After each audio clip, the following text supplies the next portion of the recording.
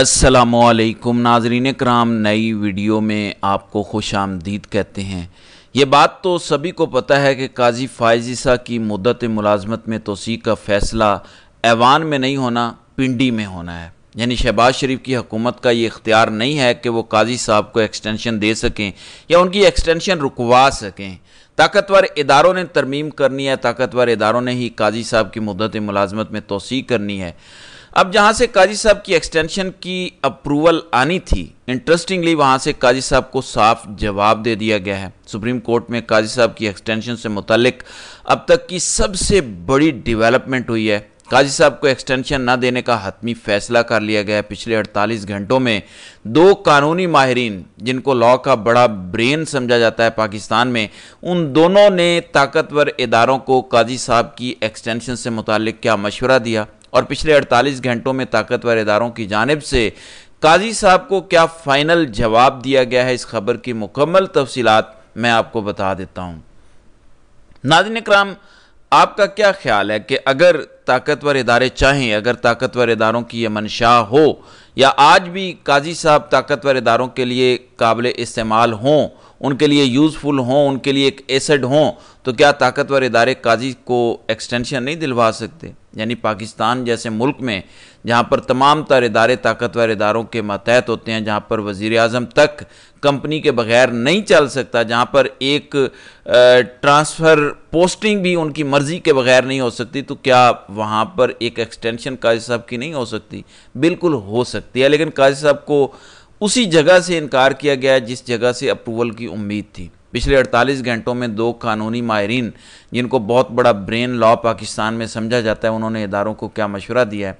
देखें, पहली इंपॉर्टेंट बात तो यह है कि जो आइनी तरमीम करके जुडिशल पैकेज पार्लियामेंट लेकर आना था, उस जुडिशल पैकेज में सिर्फ काजी साहब की एक्सटेंशन नहीं है, उस जुडिशल पैकेज में और बहुत सी चीज़ें हैं। उस जुडिशल पैकेज में जुडिशरी को काबू करना या जुडिशरी को मैनेज करने का मुकम्मल मैकेनिज़्म है। यानी मिसाल के तौर पर उस जुडिशल पैकेज की एक शिक ये भी है कि हुकूमत वक्त चाहे तो किसी भी जज को किसी भी वक्त तब्दील कर सकती है। यानी अगर इस्लामाबाद हाई कोर्ट के जजेस लापता अफराद की केस की समाअत में शहबाज शरीफ को बुलाते हैं या उस वक्त के किसी भी वज़ीर आज़म को बुलाते हैं, तो हुकूमत उस जज की ट्रांसफ़र कोयटा, लाहौर, मुल्तान कहीं भी कर सकता है। यानी इस तमाम तर जुडिशल पैकेज में जुडिशरी को, अदलिया को मुकम्मल काबू करने के लिए एक मैकेनिज़्म बनाया गया। अब आप सब समझदार हैं कि वो मैकेनिज़्म या वो ड्राफ्ट जुडिशल पैकेज का ऐवान वज़ीर आज़म में तो तैयार नहीं हुआ, वो कहीं और तैयार हुआ, वो कहीं और से इम्प्लीमेंट होना था। अब जब मखसूस नशिस्तों वाले केस का मुख्तसर फैसला पीटीआई के हक़ में आया, तो मैंने आपको मुसलसल आगाह किया कि इलेक्शन कमीशन पर दबाव डाला जा रहा है। चीफ इलेक्शन कमिश्नर को यह कहा जा रहा है कि कोई आइनी रास्ता निकाला जाए। रात गए तक इलेक्शन कमीशन के दफ्तर में मीटिंग्स होती रहीं कि किसी तरह से कोई ऐसा वे आउट निकाला जाए, आइनी रास्ता, कोई ऐसा तरीक़ाकार किया जाए जिससे काजी साहब को एक्सटेंशन मिल जाए।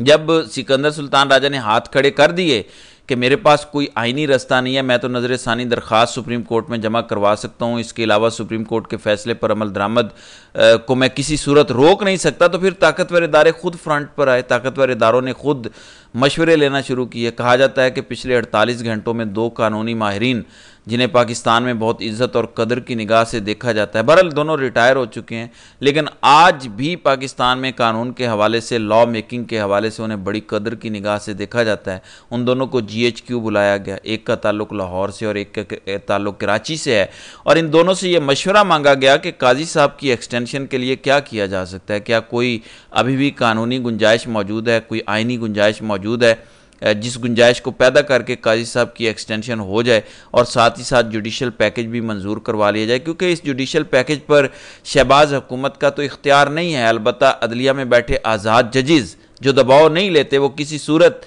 इस जुडिशल पैकेज को मंजूर नहीं होने देंगे, क्योंकि इस जुडिशल पैकेज का तमाम तर कॉन्टेंट बताता है कि ये क्यों लाया जा रहा है। यानी ये जुडिशल पैकेज सिर्फ काजी साहब या मुस्तकबिल के चीफ जस्टिस या अदालतों में बैठे जजेस को 3 साल मुद्दत मुलाजमत में तोसी देने के लिए नहीं आ रहा। इसकी और बड़ी शिकें हैं जो आइंदा आने वाले दिनों में समझ आएंगी। मुकम्मल तौर पर जुडिशरी को कंट्रोल करने के लिए ये जुडिशल पैकेज आ रहा है। तो क्या अदालतों में बैठे आज़ाद जजेस बड़े आराम से जुडिशल पैकेज मंजूर होने देंगे? नए चीफ जस्टिस मंसूर अली शाह हैं, मंसूर अतर मिनल्ला हैं, इस्लामाबाद हाई कोर्ट के बड़े दबंग जजेस हैं। पेशावर और लाहौर हाई कोर्ट में बड़े दिलेर जजेस बैठे हैं, तो क्या वो तमाम तर जजेस आंखों पर पट्टी बांध कर बैठे रहेंगे? तो दो कानूनी माहिरीन को बुलाया गया, पूछा गया कि क्या काजी साहब की एक्सटेंशन के हवाले से कोई रास्ता निकल सकता है। तो इंटरेस्टिंगली पिछले 48 घंटों में क्रेडिबल ज़राए ने इस खबर की तस्दीक की कि उन दोनों कानूनी माहिरीन ने भी ताकतवर इदारों को यह मशवरा दिया कि काजी साहब की एक्सटेंशन के लिए कोई आइनी कानूनी रास्ता नहीं निकल सकता। हाँ, वो अलग बात है कि अगर आपने आइन को रोंदना है, कानून को रोंदना है, अगर आपने तमाम तर चीज़ों को बिल्डोज करना है तो वो एक अलग बात है। लेकिन as per book, as per law, as per constitution of Pakistan कोई रास्ता नहीं है कि काजी साहब को एक्सटेंशन मिल सके। और ये बात आपने याद रखनी है कि क्या काजी साहब आज भी ताकतवर इदारों और शहबाज शरीफ के लिए उतना ही एसिड हैं जितना बड़ा एसिड वो आज से 7-8 माह पहले थे? तो बताया जाता है कि इन कानूनी माहिरीन ने इस बैठक के अंदर यह भी कहा कि क्यों, why only Qazi Faez Isa, why not justice Mansoor Ali Shah. तो जो कुछ आपने काजी से लेना है, यानी काजी साहब की अक्सरियत तो चली गई, काजी साहब अकलियत में आ चुके हैं, उनका तो अब इतना इख्तियार नहीं है सुप्रीम कोर्ट में कि वो अपनी मर्जी का कोई केस लगा सके, अपनी मर्जी के जजेस को किसी बेंच में शामिल कर सकें। हत्ता कि सुप्रीम कोर्ट का अमला भी अब काजी साहब की नहीं सुन रहा। तो फिर आपको जुडिशल पैकेज लाकर ये पूरी आइनी तरमीम करके शहबाज हुकूमत को 2/3 अक्सरियत देकर तमाम तरह अदालतों में बैठे आज़ाद जजेस को अपने खिलाफ करने का क्या फ़ायदा? यानी ये बड़ी लॉजिकल बात है कि इस टाइम अगर काजी साहब किसी के एसेड नहीं हैं, अगर काजी साहब अब मस्जिद कारआमद नहीं रहे, अगर वो अक्सरियत खो बैठे हैं, वो बेंचेस अपनी मर्जी के नहीं बना सकते, वो नजर सानी दरखास्तें समात के लिए मुकर्रर नहीं करवा सकते, तो काजी साहब का चीफ जस्टिस होने का इदारों को क्या फ़ायदा? शहबाज हुकूमत को क्या फ़ायदा? कोई फ़ायदा नहीं है। यही मशवरा जब काजी साहब से मुतालिक ताकतवर इदारों को दिया गया तो अब ये रिपोर्टेडली बताया जाता है कि फ़ाइनल डिसीजन जो है वो काजी साहब की एक्सटेंशन से मुतालिक लिया गया। और डिसीजन ये था कि काजी साहब को साफ इनकार किया गया। काजी साहब को यह बताया गया कि आपकी एक्सटेंशन के मुतालिक ताकतवर इदारों ने हतमी फ़ैसला कर लिया है कि आपको एक्सटेंशन नहीं मिलनी। अब इस तरह की सूरत हाल में एक और एंगल है। वो एंगल ये है कि 2 दिन पहले ख़त्म नबूवत के नाम पर हज़ारों मौलवी रेड जोन में पहुंचे, सुप्रीम कोर्ट के बाहर उन्होंने एहतजाज। मुबारक सानी केस का जो फैसला काजी साहब ने दिया, उस केस पर दबाव डालने के लिए या उस केस को रिवर्ट करने के लिए हज़ारों मौलवी रेड जोन में पहुंच गए।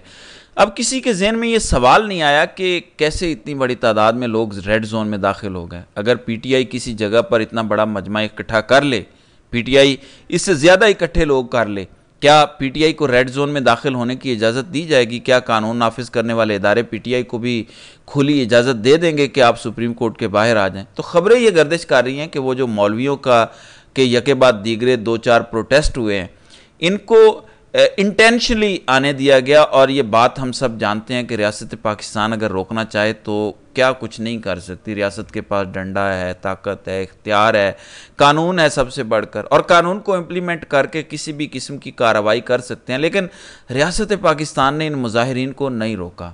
कहा जाता है कि काजी साहब को इनडायरेक्टली पैगाम दिया गया, बताया गया कि अब आपकी ज़रूरत नहीं है। यानी प्रैक्टिस एंड प्रोसीजर कमेटी में अगर काजी साहब अपनी मर्ज़ी के जजेस नहीं लगवा सकते किसी बेंच में, तो इससे बढ़कर और क्या बात रह गई? अब 9 मई के केस का ताल्लुक ताकतवर इदारों से, अगर 9 मई से मुतल्लिका केस सुप्रीम कोर्ट में मंसूर अली शाह और अतर मिनल्ला ने सुना है, तो काजी साहब का इख्तियार तो ख़त्म हो चुका।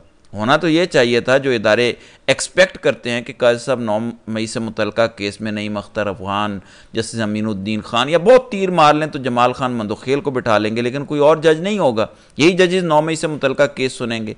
लेकिन जस्टिस अतर मिनल्ला और मंसूर अली शाह सुन रहे हैं, क्योंकि प्रैक्टिस एंड प्रोसीजर कमेटी में काजी साहब ज़ीरो हो चुके हैं। इसी वजह से रावलपिंडी में अहम मीटिंग हुई, 2 माहिरीन ने यही मशवरा दिया कि हुजूर कोई कानूनी और आइनी रास्ता नहीं है, आप शहबाज हुकूमत को 2/3 अक्सरियत कैसे दिलवाएंगे? कोई वे आउट नहीं है। हाँ, आप रिकाउंटिंग में कौमी असम्बली के अंदर नून लीग की तादाद बढ़वा सकते हैं, फॉर्म 45 छुपा कर फॉर्म 47 में नून लीग को जिता सकते हैं, लेकिन इससे बढ़कर सवाल यह है कि क्या काजी साहब एक्सटेंशन मिलने के बाद आपके लिए एसिड हैं, कारआमद हैं? क्या आपके लिए उसी तरीके से काम कर सकते हैं जिस तरह उन्होंने 7-8 महीने पहले सर्व किया? तो काजी साहब का इस टाइम चीफ जस्टिस होना ना होना इदारों के लिए एक जैसा है। इसी वजह से ऑफिशियली काजी साहब को एक्सटेंशन ना देने का फैसला हो चुका है। काजी साहब को पहला साफ इनकार मिल चुका है ताकतवर इदारों की जानिब से। नए चीफ जस्टिस मंसूर अली शाह को एंगेज करने का मशवरा दिया गया। मैंने आपको पहले बताया था कि 2 मुलाकातें अटार्नी जनरल मंसूर अवान ने मंसूर अली शाह से की हैं, जबकि Mansoor Ali Shah all together different personality हैं। मंसूर अली शाह को मैनेज करना तो दूर, उनको एंगेज भी नहीं किया जा सकता। वो बड़े बाय द बुक चलने वाले आदमी, और ये तवक्को रखनी चाहिए कि पाकिस्तान की अदालती तारीख में इस मौके पर जहाँ एक घुटन का माहौल है, जहाँ जजों को ख़रीदा जाता है, ऐसे में जो चीफ जस्टिस आने जा रहा है वो एक प्रिंसिपली अपने मौक़िफ़ पर स्टैंड लेगा और आइन के साथ खड़ा होगा। तो नाज़रीन कराम, आपकी इस वीडियो के हवाले से क्या राय है? आप अपनी राय का इजहार कमेंट सेक्शन में ज़रूर कीजिएगा।